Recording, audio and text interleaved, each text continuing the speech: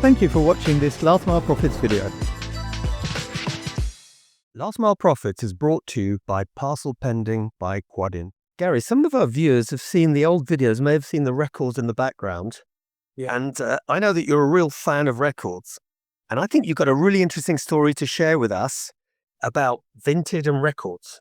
Well, yeah, very briefly, we did a video where we talked about Vinted a little bit last month, and I mentioned during the video that I hadn't been brave enough yet to buy vinyl records via Vinted. They have a section on there now where you can go and search for them, but I mentioned I was worried about the quality, and I'm not a Vinted fanboy. I don't use it all the time like some people do. So, and then I had a comment from Vytautas saying you should try it. It's low risk. If it doesn't play well, you can always send it back. So I took the plunge and went off and bought a record. So just one thing. So Vytautas is our buddy who is the big boss at Vinted Go, who are the guys that deliver the Vinted material. And fortunately, he's a fan. I hope you are, Vytautas, a fan of Last Mile Profits. I think you will be after this because the story is really good. So tell us, Gary, how did it work? Well, I was going to go in. I went in at the deep end and I bought a 35-year-old demo 12-inch single by a band that probably only 1% of the people watching this have ever heard of, called the KLF. They are very rare. They were artists. They had #1 hit singles, but they're the mist of time I've forgotten them. So this is from 1991. I found it on Vinted in the UK. The guy wanted £15. I offered him 12. He accepted it instantly. I paid my money, put in my address, and within 24 hours, it was on the way. Within another 48 hours, I got a message from one of our favorite locker companies telling me my parcel was ready to collect. So that's where I kind of picked the journey up today. Went down to the locker in my village today. I would have used another locker if it were available, but there's only one locker bank in the little rural area where I have a house in the UK, and picked up my record and brought it home. And maybe if we're lucky, we might get a little clip.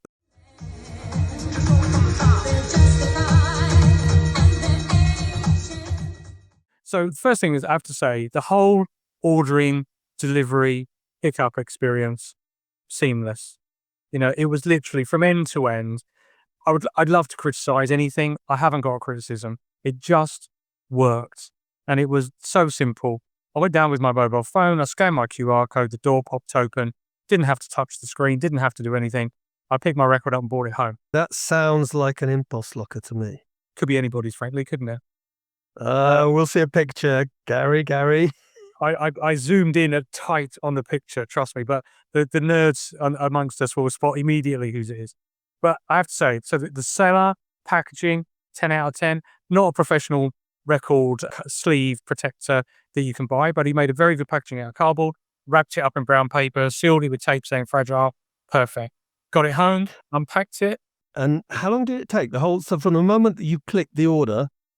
It'd been waiting for me for 2 days, actually. So I'm a bad person for the locker company's average dwell time, because it got to the locker before I got back to the country. So it was there from Tuesday, and today's Thursday. I had to go and pick it up today, Thursday. Well, you're very lucky, Gary, that you are in the UK, because in Poland, Impulse gives you 2 days to pick up.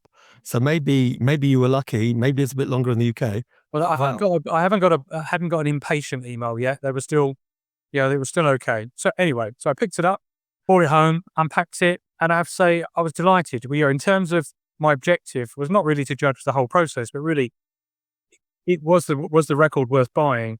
The condition, considering this thing's 35 years old, it's got a bit of discoloration. There's a tiny tear on the edge of the sleeve, but I took the record out of the sleeve, put it out to photograph, shiny on both sides, labels in good condition, happy days. Proof of the pudding is in the eating, of course. So I took it to my hi-fi here, put it on. A lot of crackling at the beginning, which is a trademark of vinyl, is part of the sound effects. I can remove that. I've got a professional record cleaner that I can put it through and get the dust out of the initial grooves. But once it was playing, flawless. No clicks, no scratches, no pops, no bangs. Absolutely spot on. And this is actually, Gary, one of the things that I think is really cool with re-commerce, that it can really work well with specialist items, hobbies, and so on. But, from our perspective, it's the last mile, first mile experience that's so important. And this was obviously, other than the fact that you're a wee bit late to pick up, really great. love to hear some other Can, experiences. can I just show you one more thing? It's an interest factor, just picking up on what you said there. So I can't remember how much the shipping was, but it was definitely less than £3. So my total expenditure for this record was 15 quid delivered. Okay, £12 for the record. I haggled down £3. You'd be proud of me for that. And it covered the cost of the shipping, so less than £15. There's a specialist website for buying vinyl records that are rare called Discogs. So I went onto Discogs and thought, I'm a canny fella, I want to make sure I got value for money. Had a look on Discogs. The cheapest copy of that record available in the UK was £20, and the guy wanted £6 for shipping. So I'm already up on the deal. And then when I looked further, there were lots of copies for sale in other countries. There's a guy selling, the cheapest one I could find was in Denmark. He wanted €10 for it, all right?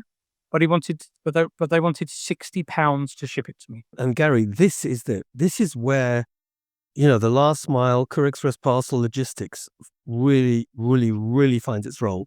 And imagine when we get to the point, the UK is a bit difficult now because of sort of, let's call it, it's not customs, but some kind of clearance issues. But generally speaking, for me, this dream scenario is somebody in Denmark drops into a locker, and then maybe for now, until Britain rejoins, someone in Poland picks up. The logistics cost is nothing. I pay from Warsaw to Spain for a 25 kilogram parcel. I pay about €10. Yeah, so I'll be honest, if I do buy something from a European seller on Discogs, I have it sent to Portugal. Because Of course. partly the transit time, partly the shipping cost, but they add VAT, customs, and sometimes there's an import charge as well. So I'm very privileged that I can have it shipped within the European Union and still pick it up. But my point was, Vytautas, I took the challenge. I didn't make it easy for you. I didn't buy a 1-year-old record or something brand new in the wrapper. I bought something 35 years old, very obscure, with full of risk, and every single step of the process delivered, from the seller, the carrier, the locker, the whole process. Well done. It was perfect. So Vytautas, I think you can be very proud. Next time we see you, we're looking forward to having a nice glass of wine together. I'd also like to praise Rafał Brzoska, because although Gary was not willing to say who it was, I heard enough to know who I think it was. And also, if you've liked the video, please like, subscribe. And by the way, we never say this, but if you don't, please share comments with us what we can do better. Otherwise than getting rid of the shine on our heads, because that's a bit difficult. Yeah, But we'll certainly seek to do that. Gary, I was looking at the subscriptions and realized that a huge number of our audience actually don't subscribe to watch our videos. Really? That's outrageous. It's a bit like watching the BBC without your TV license. How can we keep it free if people aren't subscribing and letting us know they want more of this content? It's ridiculous. And on top of that, if they're not subscribed, they don't get information about the latest hot episode where you can make one of your witty jokes and we can talk about something that is really important for our industry. If I knew that a single act like that would make sure I got maximum time taking the mickey out of you, I'd be hitting subscribe in a heartbeat. Well, look, so here we have it. Please, everyone, if you haven't subscribed yet, this is your opportunity. Click right now. The button should be there, or maybe there. Do it now and have it done.